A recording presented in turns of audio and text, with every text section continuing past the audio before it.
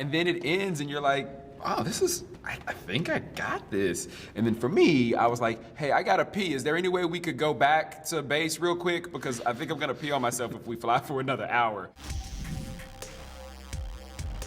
I assume you know from the interviews that everybody loves the movie. We're hearing that. Are you hearing that? Yeah, Yes. we're hearing it. What does that feel like? It feels great. We still haven't seen it with an audience. So like, Oh, you got to. so we've only seen it with 8 of us. And we obviously enjoyed it and loved each other and thought it was amazing in every single way, but we're also still inside of our bubble, so we're very protective of our thing.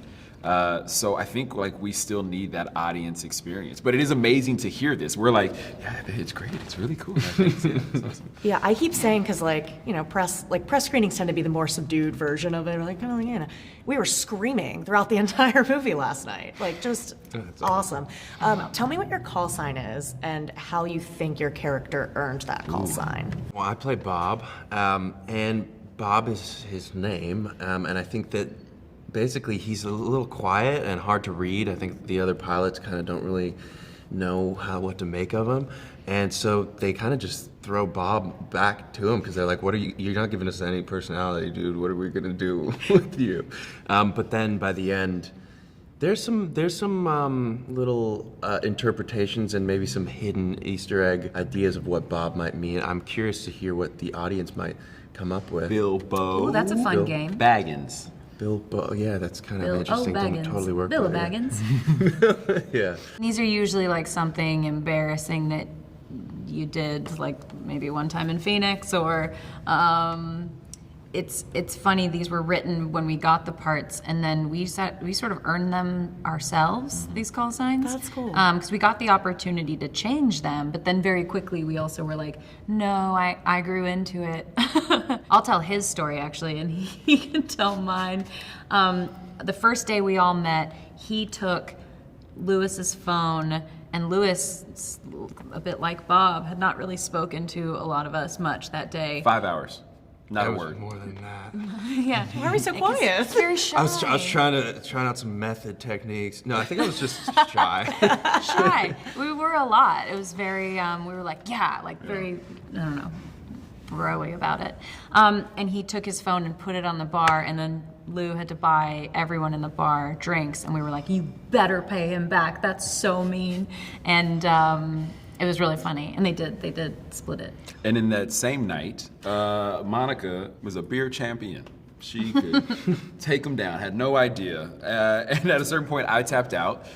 She kept going, which was also insanely impressive. Yeah. And then woke up the empty next stomach. morning like nothing happened. Woke up the next morning I mean- stealing Tarzan's catchphrase, "I don't get tired like nobody's business." No, that's her catchphrase. That's right. Yeah. That should be yours. It was mine, I don't he know what stole Tarzan- it. Yeah, It's he really stole weird. it. That's right. Yeah. I couldn't tell exactly who among you was wearing the jeans in the sports scene, but who did you guys wear wet jeans during the football scene? No, I wore shorts so you could see my calves kind of pop like a flamingo's. We really appreciated that. I still don't We know what that really means. did appreciate that. No, because calves got. We lucked out into athletic shorts. I think the premise was that people wore jeans because they got this random assignment to show up at the beach Right. and didn't know why, and then suddenly it was football time, and then nothing like a pair of wet jeans. I think Danny was in jeans. Miles was in jeans.